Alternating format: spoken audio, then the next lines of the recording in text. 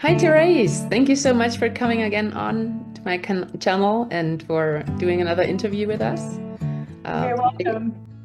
today we probably will be speaking a little bit about karma, reincarnation, and the violet flame, of course. So please have at it.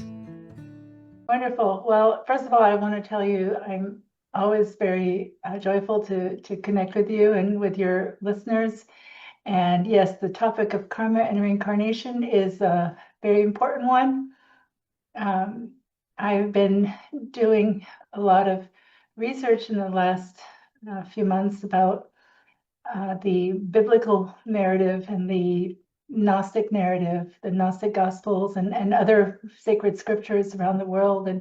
And we really see that the theme that is prevalent all the way through has to do with karma and reincarnation. And some Christians don't really want to believe in karma and reincarnation directly because they believe Jesus died for our sins, and therefore we just get to go home at the end of one life. There's even they like to quote the scripture in the Old Testament. I'm sorry, in the New Testament. I think it's in Galatians about how we only we die once and then we're judged. But that is very limited. It's a very limited statement because when we look at the Bible, we look at how Jesus and his disciples, for example, talked about John the Baptist as Elijah come again. And there were other sections in the various Gnostic Gospels where they talk about karma and reincarnation. It was really a given in that time of Jesus. The Essenes that he was a part of, the Essenes were a branch of Judaism and very mystical. And not just them, but like all around ancient Egypt, the Egyptian mysteries had this understanding. The Eastern teachings, of course, had this understanding. And so it was a given that souls are allowed to come back in if they haven't finished their job. And and I wanted to present it today from the perspective of the teachings of the Ascended Masters, because it's really amazing to understand what they have taught on this subject. Also, I wanted to direct your listeners to studies and books that have been given in the last, probably 50 years about the preexistence of the soul and the consciousness of the soul before coming into embodiment. Like there was The Secret Life of the Unborn Child was one book that came out a number of years ago, and others. And we see, like, for example, and again in the relationship between Jesus and John the Baptist, how when Mary went to visit Elizabeth, who was John's mom, the babe leaped in the room. Anyway, the point is that the babe leaped in the womb. The child of Elizabeth recognized the child in Mary, and they were connected. They were two souls who were connected, who were coming back in as cousins, but also for that spiritual mission that we know of in the River Jordan with all the baptisms and everything else. And and so the this again shows us the preexistence of the soul. There have been a number of different interviews of people in recent years of children who come back and who remember very well details of their previous life. And we see that happening. I see that a lot online, different ones who knew exactly where they were before they passed away. Give very vivid details, whether it was in a war situation like World War II, or whether it was there was another woman who died of an illness and she just remembered the town she was in, the home that her husband, her from that previous life, was still there. She went back to see him. She knew details about them that no one else would know. And so the point is that I think people are starting to really understand or awaken to this idea that we have most likely lived more than once. And the understanding is that the personality that we have, you and I and others, we do live once. The personality lives once. There will never be another Therese. That's it. I was born with that name and that personality that I developed in this life, and I will that will be the personality that I lay down when my body is laid down for the final time. But my soul has gone through and lived through many, many personalities in different lifetimes. And the soul remembers, and there are times, let's just say we remember gists of it. We go through what's called the veil of forgetfulness. And it's interesting because even the ancient Greeks understood this concept. They understood that you go through the veil of forgetfulness before you come back in. These were teachings that some of the Greek philosophers talked about even, and that was also like the influence around Jesus's time, whether it was Plato or others. And so anyway, we go through a certain level of forgetfulness, and that's a mercy of God, so that we don't have to remember all of our previous lifetimes with the same detail that we remember this one. We have enough challenges in one life that we don't need to, have the remembrance of all of the others. But when we get certain inklings of things from past lives, we start to see patterns. And I've noticed that in my own being, where over time I had the sense of certain past lives. And I noticed patterns, like even in the physical body. For example, for me, it's been for a number of lifetimes issues with my teeth. And sure enough, they're back. I've had to deal with teeth a lot more than the average person. And that's just one example. I've seen how different people, if you study past lives, you'll see there's certain physical things that come back. And if that's what's coming back in the physical body, it's also coming back in the emotional body. Like we will tend to carry the same emotional momentum, and even at the level of the mental, our thought forms. So we know we have four lower bodies. We have our physical body, that's the one we see, and then we have the mental body, which is the body we think through, and the emotional body, the body we feel through. And then we have what's called the etheric double, or the etheric body, which is the memory body. And if you want to look at it from the perspective of how it looks in the aura, the etheric body is the one that's right close to us, the closest. And then after that, I believe it's the emotional and then the mental, if I'm correct. I'm trying to remember. The main point about this is that the emotional body is the largest body. And people who are embodied angels have even larger emotional bodies. And so the emotional body can be the most difficult one to control. All of these bodies have a direct influence on the health and well-being of the physical body, because any unresolved circumstances or feelings, or at first it goes through the mind, then it precipitates into the emotion, and then it precipitates into the physical plane. And anything unresolved ends up manifesting as some form of dis-ease or disease. And so these are all karmas that precipitate and come through. Now, the memory body that we take with us when we are, for example, when our soul travels, when we go to sleep at night, our soul travels. Also, it's the body that we take when we leave embodiment. When the other three bodies are disintegrated, the etheric body is the one that we take with us. And so what that means is that through this memory etheric body, there is a blueprint for our soul that then fashions the next set of bodies that we get in the next life, meaning the new mental, emotional, and physical body comes back again based on the blueprint that's held in the etheric body. And so it's really important to understand that the health or the pattern that's held in the etheric body is going to influence us again, lifetime after lifetime. And I'm bringing all of this up because we want to talk about the violet flame. And the violet flame is a spiritual energy, a spiritual action of transmutation, of forgiveness. It's a very great boon and gift to understand about it. It's actually very simple. We don't see the violet flame, most people don't, but it's we know our eyes have a very limited spectrum. I think it's in the 20% range. And so there's a whole bunch of spectrum outside of our eyes that exists that we don't see. And the violet flame falls in that spectrum. And so even if we don't see it, it's very much there. We can feel it. I have felt it very much so in my own experiences with it. And so the way to invoke the violet flame or to call it forth is by our free will, our spoken word. We're invoking it, we're calling it forth. And so we can do it with a decree like, I am a being of violet fire, I am the purity God desires. We can do it with a song, like a song to the violet flame. We can do it with, even if we want to, with meditation on the violet light. But the spoken word is more powerful.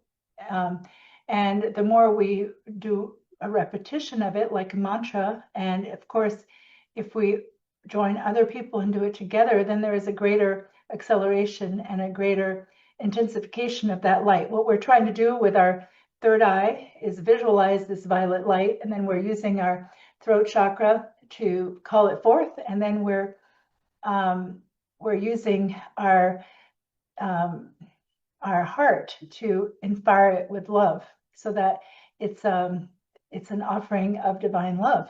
And so we understand, and I'm going to give you an example in just a minute. We're going to do it. But when we're doing a violet flame mantra or decree, we are asking for this aspect of God, which is the seventh ray. It's literally a flame of God. And we know God is a sacred fire, God is the fire, God is a living fire, God is a living flame.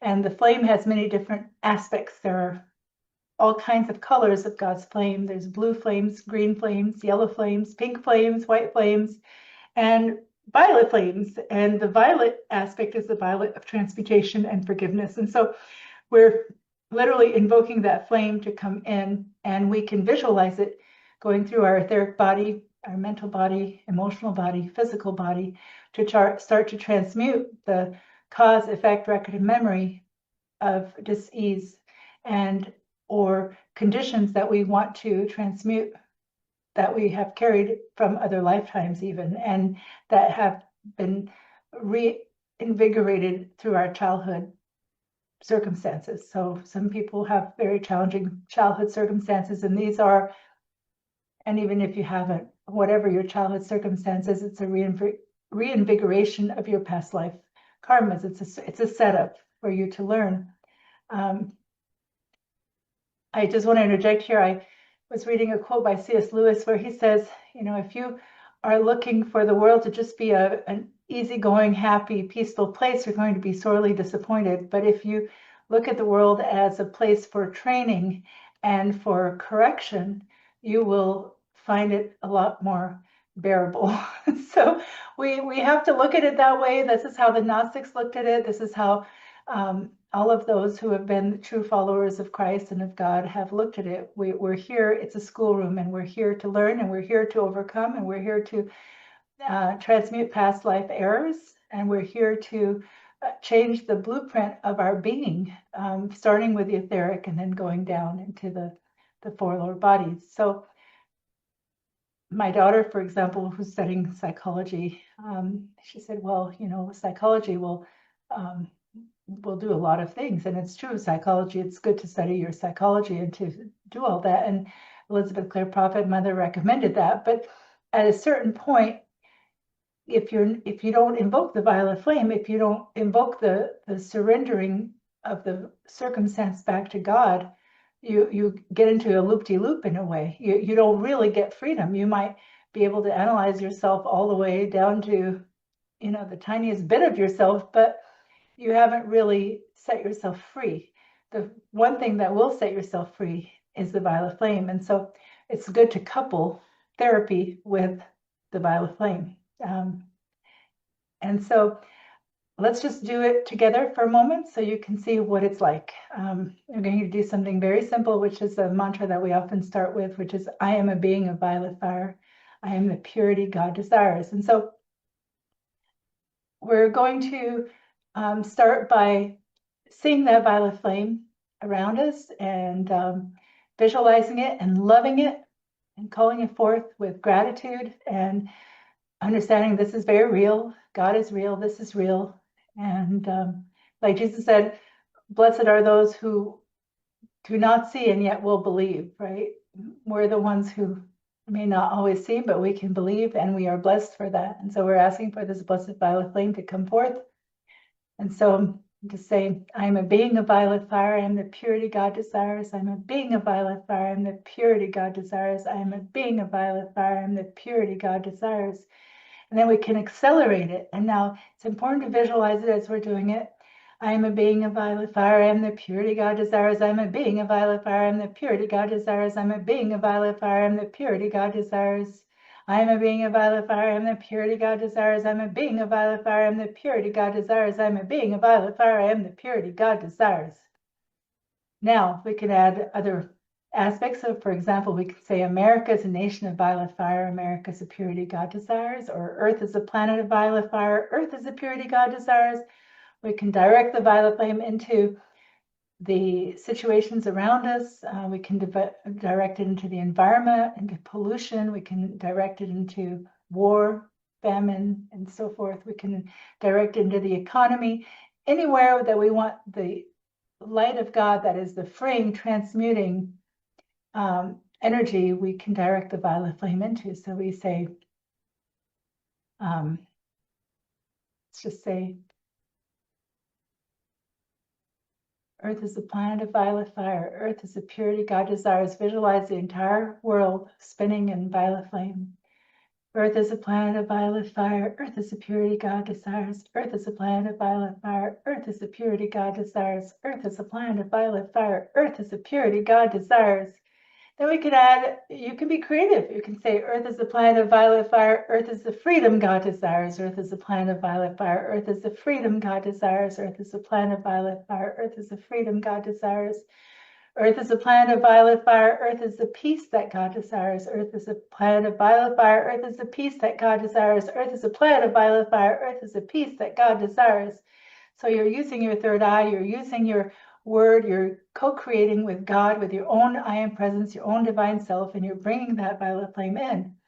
And this is the gift of the violet flame. And this is how we also heal ourselves and heal our past life karmas. And so it's very important to understand this karma and reincarnation, and to understand that we have been here so many times. Our souls have been here so many times, and some souls are older than others, meaning some souls have been around longer than others. Whether your soul's been here for 2,000 years or 200,000 years, there's only one way to really come home permanently in God, and that is to transmute the karma. And I was telling my daughter this morning, these little souls that come back in, they're here to do that. They were given the grace to reincarnate. It is a grace, it is a privilege, even if your circumstances are challenging, because it's an opportunity to balance karma. And of course, I don't in any way condone, like, for example, the horror of things that are going on in Gaza. But when I think of these children, I think of, oh my goodness, I'm praying for them, but I'm also realizing that they're balancing so much karma. And when horrible things happen, sometimes it's a karma balancing. And so whatever happens to us, when it's difficult, we can say, I consecrate this for the balancing of my karma. I consecrate my pain for the balancing of my karma. And so we move from being victims to being co-creators, and to understand that nothing that happens to us is accidental. And we do call for divine justice. We do call for divine intercession. We do call for the righting of wrongs. We use our prayers for that. We direct the violet flame. In fact, let's do this. Gaza is a nation of violet fire. Gaza is a purity God desires. Gaza is a nation of violet fire. Gaza is a purity God desires. Gaza is a nation of violet fire. Gaza is a purity God desires. The children of Gaza are children of violet fire. The children of Gaza are the purity God desires. The children of Gaza are children of violet fire. The children of Gaza are the purity God desires. The children of Gaza are children of violet fire. The children of Gaza are the purity God desires. And we see that violet flame going forth to transmute the pain and the challenge and the difficulty and the horror and the tragedy and all that's been going on. And we call for a major ocean of forgiveness to come forth. And we see that going on in every situation that's difficult, that's where we may not have the solution, and it may be out of our control, because a lot of events are out of our control. But we have the control of making the prayer, of saying, of making the calls. That's one thing we can do. We can give it back to God, and we have that responsibility as co-creators with God to give the call. There's a section in the New Testament where they say you will judge angels, and I don't remember if it's St. Paul or Hebrews, but anyway, we're here to judge angels, and we're here to make the call. We're here in the Old Testament. God says, "Command ye me." We're here to command the Spirit of God to do what is right, and then we always qualify our calls with according to God's will. So it's this is a really important thing we can do. So these children, all children who come in, have this tremendous opportunity once again, especially those who were fortunate enough not to be aborted, and that is very true. That's another area that really needs a violet flame, is the abortion situation, because millions of souls are being aborted who had a divine plan and who are supposed to be here and who went through that very traumatic experience of abortion, and their life mission is canceled out, not by God, but by the free will and the system that's down here, that is very, very difficult for unborn children or souls trying to come back in. So those who are here, we're here to balance karma. We're here to fulfill our mission, our divine mission, the one that we were given at a soul level. Because ultimately we want to ascend home to God permanently. Gautama Buddha called it the wheel of rebirth. We want to get off the wheel of rebirth, which is the wheel of samsara. And Jesus in the Gnostic text also talks about that in a slightly different way. But basically, we want to have our victory. And I was looking at this very beautiful and profound dictation that Lady Master Magda gave through Elizabeth Clare Prophet in the early 90s. And Magda was incarnated as Mary Magdalene. That was one of her embodiments, and she's the twin flame of Jesus and his beloved. And she was incarnate at the time when the I Am movement was happening. And so Godfrey and Lotus, known as Guy and Edna Ballard in Chicago in the 1930s and 40s, and they were giving that knowledge of the violet flame to America for sure, and to other nations, but primarily through Chicago. And so she at one point was in Los Angeles at the same time as they were, but she was doing the Four Square Gospel, which was a ministry of healing, an evangelical healing ministry where Jesus was directly working with her to heal people through the Holy Spirit, but she didn't avail herself of the violet flame. She just didn't think this was a Christian teaching, and she was explaining how the souls who were coming out of the I Am movement were so much more clean and polished and ready to go into the permanent reunion with God, which is the ascension, versus the souls who were coming from the Christian movement, like the one she was leading, that didn't have the violet flame. And so that's because the violet flame helps us to transmute this karma, and it can be very difficult otherwise to transmute the karma and not make more karma. So the laws of God are very precise, and God herself can't break the law of God. It's like clockwork. It's very impersonal. God on some level is very, very impersonal, like clockwork, and on another level is very personable, like in the presence of Jesus or Mother Mary or Kuan Yin.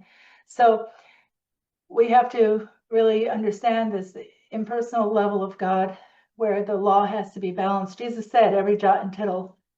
And so when Saint Germain came and decided to give us the violet flame, that was a tremendous gift.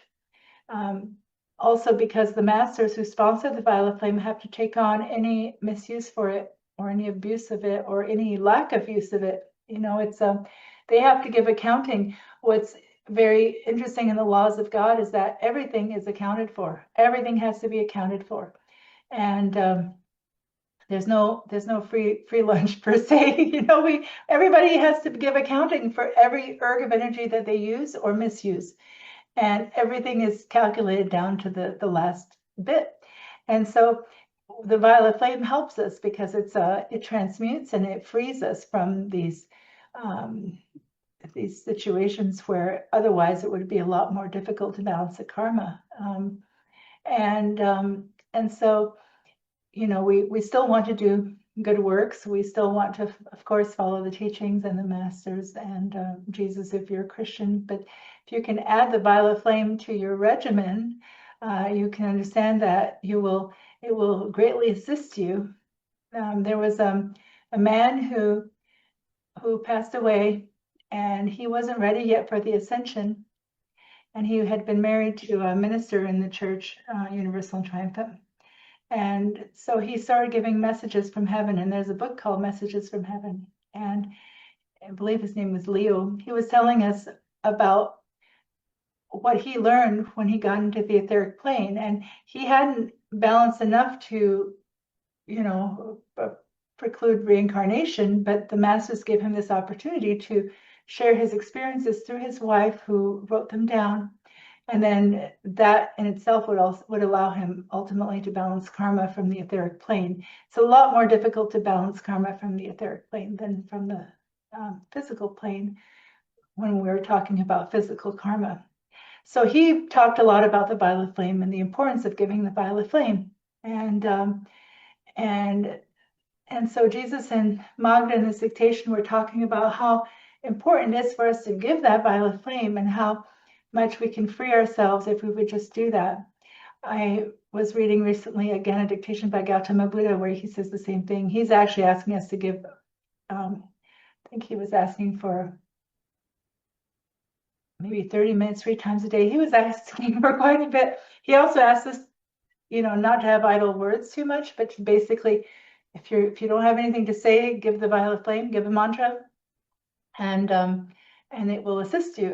It will spiritualize you. It will accelerate you, and it will make it so that you don't have to have as much challenging karma come into your life, or if it does, you're transmuting it faster. And that's another thing to remember. In the Bible, we read, "Sufficient to the day is the evil thereof." That was Jesus' statement. And we understand from the teachings of the masters that what this means is that every morning a certain amount of karma comes on our doorstep to balance. And if we can give the violet flame, we can make it go away quicker and oftentimes in a less challenging way. That doesn't mean you're not going to have challenges, because challenges are how we gain mastery. So we have to have a certain amount of challenges to gain mastery over the challenges. So we can't just do violet flame and expect everything to just completely be amazing, right? But it will help, and it will make things go faster. And ultimately, we have to remember our goal is to balance the karma so we can ascend, so we can, fulfill every jot and tittle and transmute as many as we can. So yes, the seventh ray of God, very important. Fulfilling the Dharma, very important. As much as possible, correcting our attitude.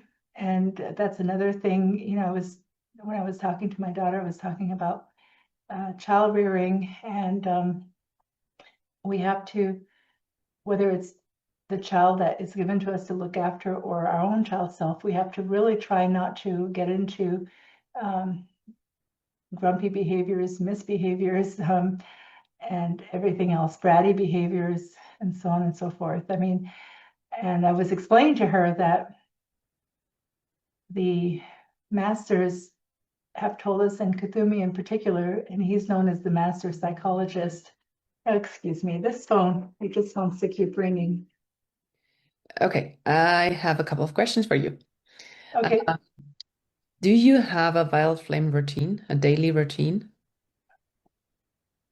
That's a good question. I try to do the violet flame every day. In earlier years on the path, I definitely had a routine, and I think it's very important to have that discipline. I try to get on the decrees with other people in the morning. Lately, I've been doing Kuan Yin mantras, which are the violet flame, or other violet flame decrees. My life right now is very packed with certain things that I have to get done. And so I often use my driving time to do violet flame. I find that that's a very good way to do violet flame. I typically start the day with invoking my tube of light, which definitely has violet flame in it.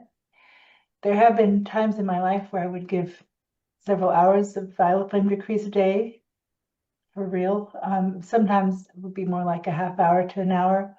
Lately, because of certain projects I have to complete, I can't do those along with the violet flame, so I'm asking the masters to consecrate the projects I'm doing as violet flame, because they're projects for the masters, books and things that I'm working on. So I would say that it's good to do at least 15 minutes a day and call for that to be multiplied. It's good if you can do the violet flame with other people. The Summit Lighthouse has group services and decrees that they broadcast, for example, but there are others out there too. And then to understand that sometimes we have to be flexible. Mother Mary also told us that when we give her rosary, this counts as violet flame. Some people really like to do Eastern bhajans, like bhajans to Shiva and Krishna and all that, and that can also count for violet flame. But it's nice to really do the violet flame in at least to think about it and to invoke it a little bit every day. I'd say there's no set formula, but we've been asked to give at least 15 minutes a day, if at all possible. So my life requires me to have flexibility right now. So if I had a more less demanding life, let's say, I could make it a routine, more of a routine. But the routine I do have is that I check in with the violet flame every day and I try to include it. And I do participate in the services as much as I can to have the multiplication. So I'm trying to be very honest with my answer. That's Definitely great. at Thank you for least 15 sharing that. minutes. Because I Yeah. mean, we are all different. We have different lives. And there might be, some people that see this video to listen to your interview that might be in the same situation. They just don't have much time to invoke the wild flame. So 15 minutes is definitely better than nothing. And I do have on my webpage a booster list. I have a video also about it, mentioning all the dispensations we have from heaven. For example, the Amitas dispensation of doing at least 15 minutes vile flame and then calling to him for multiplication of 10 and more boosters. So sorry, we were just cut off by some technical issues. What I was saying is on my website, I have some, I call them violet flame boosters. And also I do have a video about violet flame boosters, which are basically tips and tricks about how to use the violet flame best and how you can get the most out of it. Like one trick that I just mentioned is the Amritas dispensation, where you can, whatever you put into the flame, if it's at least 15 minutes, it's going to be multiplied by 10. So if you did 15 minutes of violet flame work, you will get 150 minutes a violet flame. That is incredible. And then there's other tips and tricks, like, for example, to decree with the messenger, Elizabeth Clare Prophet, because all the recordings contain her energy and also the energy of all the people that were in the room decreeing with her. And all of that is squared and multiplied, and like it's a huge thing. All of the details are in there in the booster video, and I have a downloadable PDF. Anyhow, thank you so much for sharing that, because as I said, we are all different, we're in different situations. Some of us might have like children or grandchildren that need to take care of. When I'm very busy, I just do decrease while doing other things because there's just no other time spot, a slot. So it is what it is, right? We just do the best. Sometimes I have done violet flame when I'm swimming. You can do violet flame when you're exercising. Sometimes if I realize, oh, it's the end of the day and I haven't done violet flame enough or at all, then I'll fall asleep giving some violet flame mantras, and I do try to do it with Mother as much as possible. It does make a difference. What I would also say really makes a difference is the quality of heart. Like if you're going to do it, whatever you can do, just do it with devotion, do it with love, and don't just do it mechanically. It's easy with decrees sometimes to kind of just do them rote, and we have to really fight that or endeavor to transcend that and to really put the the flame and the earnestness and the meaning into our decrees, like I mean this. And and of course, sometimes we're busy on several planes at once, it seems, but I like to remember the fact that God, the masters, multiply what we do. And if we can give something of quality, it's sometimes even better to do smaller and higher quality than a lot with lesser quality, and then we can call for it to be multiplied. So sure, you want to do as much as you can, but you also want to have those moments where you really give it with quality, and where you draw nigh to God. And we know the violet flame is the Holy Spirit, so you can call upon the Mahachohan, who is the representative of the Holy Spirit, to help you also. Really comes down to the heart and to the fire of the heart. And so it's good to remember all of those things. I remember Mother talking about how we can do the tube of light in our decrees even in the shower. And so we, have a shower of violet flame too. Also, when we eat food, like let's say you take a glass of water or some food, you can put your hands over your food and just say, charge it with a violet flame. You don't have time to do a big blessing. And if you can't even say it out loud, you can say it just in your head, like visualize a violet flame go through your food, or your water. That's good. And just like live in this sense of being in a violet flame world and environment. And the violet light. I even got a violet light here on my desk. It gives violet light, and so any little bit helps. Any reminder helps. We certainly want to do that. We know our souls, when we go to sleep, travel to the retreats through our etheric double, and we can ask to go to the violet flame retreats and give violet flame there. There are a lot of souls when they leave embodiment who are taught the violet flame in the retreats if they haven't learned it here, and who invoke the violet flame. Magda, that dictation tells us that she spent a lot of time in those years between her transition and her final ascension when she balanced 100%. Who told? Ah, Magda. I see, I see. Yeah, so she was doing violet flame in the retreats to balance the karma, to transmute karma. And again, we're told how much easier it is to balance the karma if we're in the physical plane, meaning we made the karma in the physical plane. That's why we have to preserve our planet and try to keep her whole as much as possible, so that we have that platform for ourselves and for others to keep balancing karma here. It's important too, when we do the violet flame, to think of the elementals, to think of the nature spirits, to think of the platform of evolution, to think of the weather, to think of all these different situations that require violet flame. The elementals respond to the violet flame, whether it's fire or water, like air, earth, hurricanes, earthquakes, forest fires, and all of that. I had an experience when I was living in Montana where this fire started coming down the hill right up from my house, and it was very scary actually, because it was all very dry, and I knew that just one or two flames jumping over the road, and it was close, was landing on our roof, could have set our house on fire. I mean, it goes so fast, and the winds are so dry and so fierce at times, and especially the Montana winds when they really pick up. And I had to really stop and pray and pray and pray, and ask the beings of fire, the salamanders, who are also very much working with the violet flame, to take command. And for about 15 minutes, it was very iffy. I was really concerned. We were out there spraying the house down with water to try to keep it from, in case a flame jumped. But after doing some powerful prayers for about 15-20 minutes, I had the assurance in my being that our house would be all right.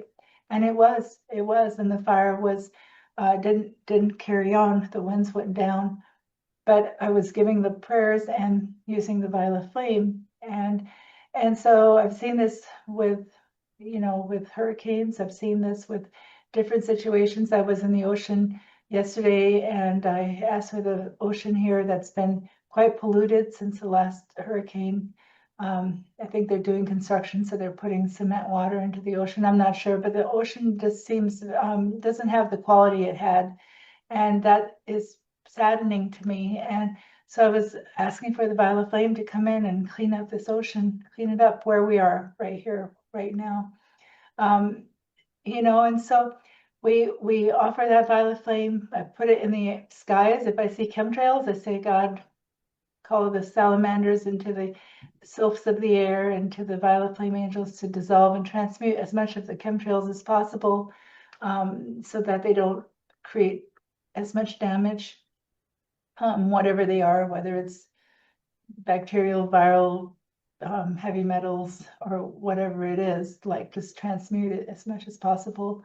Um, so, so anyway, these are things that we have to really think about. Mother, one of the last things she told us before she left was to pray for the elementals, to give that violet flame, and we can ask for a percentage of our being of light, our causal body, to be given, to be multiplied and given to the elementals, as an offering of our light and love.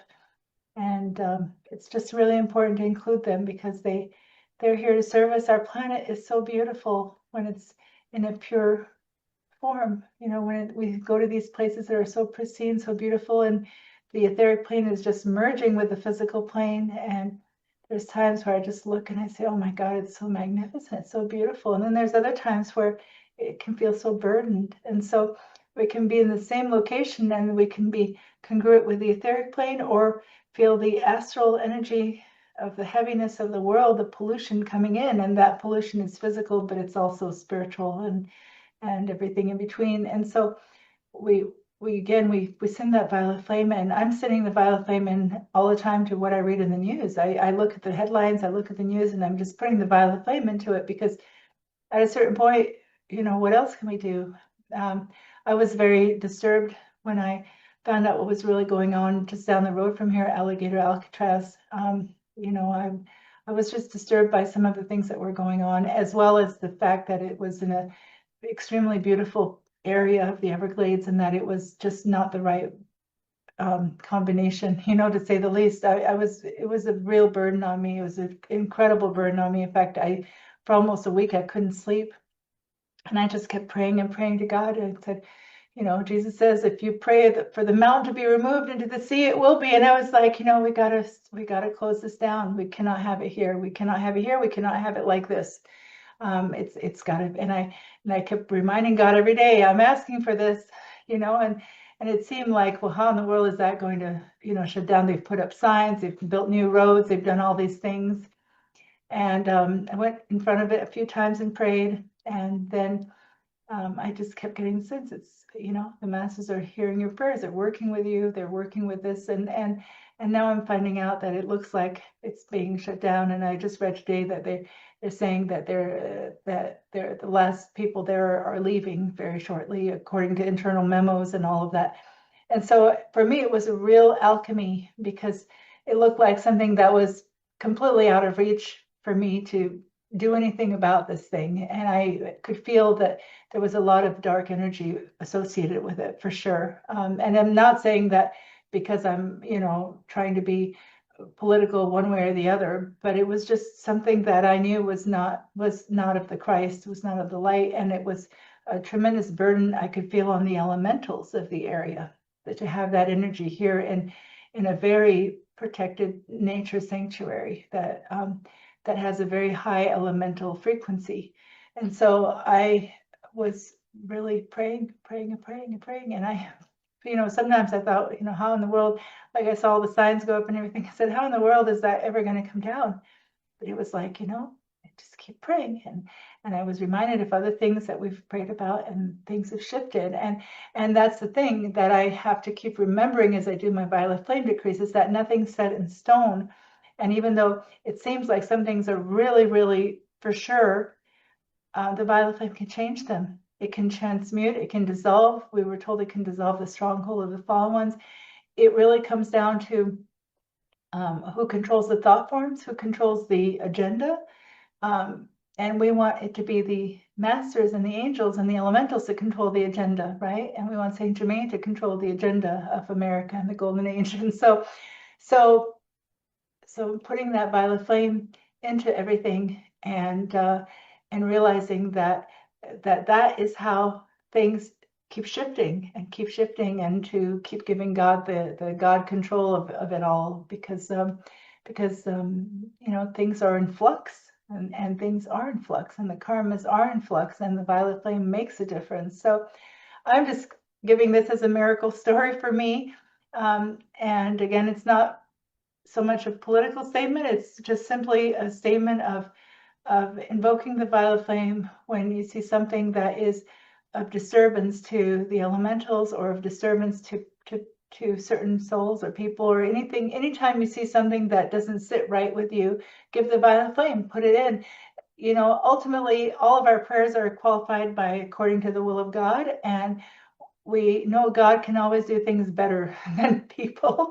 And so I'm saying, God, you take command of all of these things. And so um, we can expect sometimes the miraculous and the impossible to become possible with the violet flame. And that's my personal lesson on it, even in outer events.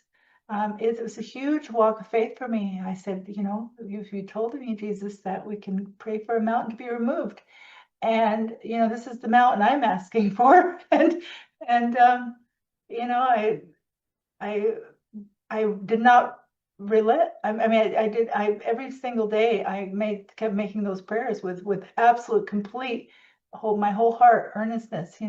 Because I wanted to see a change. I said, this is my backyard. I can't let this happen in my backyard. Not like it is right now. It's just not okay for me. In my backyard to have, or close to me, to have this going on the way it's going. And so anyway, people who weren't so close might not have had the same awareness as I had, but it was very clear for me. And so for me, that was a miracle violet flame story in its own way. Freedom, forgiveness, transmutation, um, all of the things that the violet flame stands for. God, justice, um, the twin flame of Saint Germain is Portia, the goddess of justice. So calling for all of those things to come forth, for our nation, for the nation under God, for making America great again, truly, in justice and in liberty and in freedom, and in the goddess of liberty too, who's another master of the violet flame, and she is the one who oversees immigration. So I was like, these are the the masters that need to take charge of this, and so anyway, I'm just bringing that up. I don't want to spend too much time on it, but I'm very grateful to see prayers answered even on a larger scale. And now I'm saying God's next step is Gaza, and after that, the economy, and then after that, like, I'm just going to take it one bite size at a time, and put the violet flame into it, and compel change to happen from the higher planes and from the collective Christ consciousness. I was gratified to see people in Israel rising up, because I said it's not like like this has to happen through the Christ self of the people. It has to happen. Well, what can I do except send prayers and send violet flame and ask for these changes to take place, so that the children are have a chance, and so forth. So whatever it is that you see, in whatever way, it's the same with the economy. It's the same with everything. I mean, everything. Just we can put the violet flame into it. So I guess that was what I wanted to say. And I just wanted to mention earlier, I was talking about the dweller on the threshold, and that's a not self that is a part of us that we've established. It's been established. It's our soul's miscreation from the time we first incarnated. Any negative thought, feeling, action that we did, and it creates a dweller. The masters have called it the dweller on the threshold, which is like, it's the serpent consciousness, the serpent mind. It's the Saint George standing over the dragon, or Archangel Michael standing over the demon, and Mother Mary with the moon under her feet, Kuan Yin riding the dragon. There's so many pictures throughout the world of this concept that we have to defeat the dragon within, the fallen consciousness within. And Kuthumi told us that our whole life is either going to be an edification of the dweller or an edification of our Christ self. And so we have over time the opportunity to edify the Christ, and so we can put that dweller side into the violet flame. And if we're parents, we know that we are to some degree responsible. We are responsible to train our children to try to overcome that side of them. We have to overcome our own, and then we have to help them so until give them a pattern so that when they are old enough, they can take that on themselves. And so it's not indulging in the dweller, which we see a lot happening on this planet in terms of the collective culture.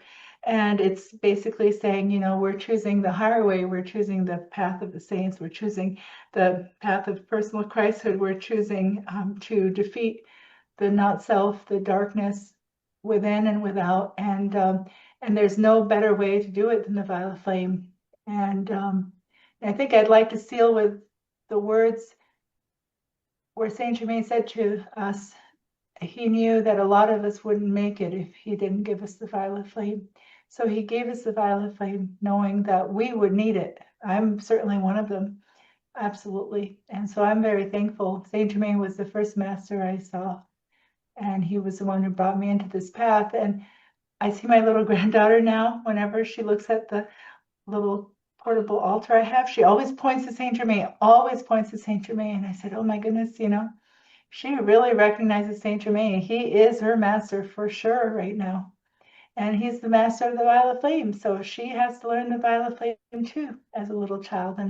And so we have to, this is important. So do you have any other questions?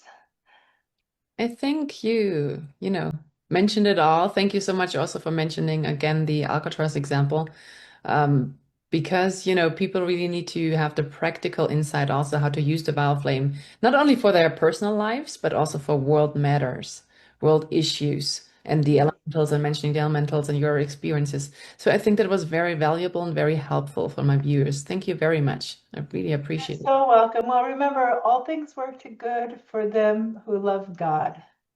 And I was reading just yesterday how all these Chinese students are going to be coming to America, 600,000, which is, if we have 6,000 colleges, so it's approximately 100 per college, but some will definitely be more than that. And I thought to myself, some people were very concerned about that for good reason. And then I thought, but on the other hand, this could work out for God. I mean, they're coming here, they may end up getting that spirit of Saint Germain of freedom, and we can give them the violet flame, and they could totally turn China around. I've been talking, well, and praying to Confucius and to Kuan Yin for years about China, and the collapsing of that red dragon of communism has to come from within, and it has to come in a way that it's like a thief in the night, and it has to come like Jesus, the thief in the night, and change it. So yes, so we put the violet flame into all of these situations, and then we can expect the miracles, right? That we do the work, and we do it with love. So Thank you so, so much, Therese, for sharing. yeah, God bless you too, and thank you for putting all that out there on the violet flame. Yeah. You're very welcome. Thank you to Saint Germain. I mean, he started it all with all of us. Yeah, He's the exactly. reason we're still here. So Yeah, exactly. praise the Lord and God may Yeah, bless you too. Thank yeah. you. God bless you. Bye bye. Bye.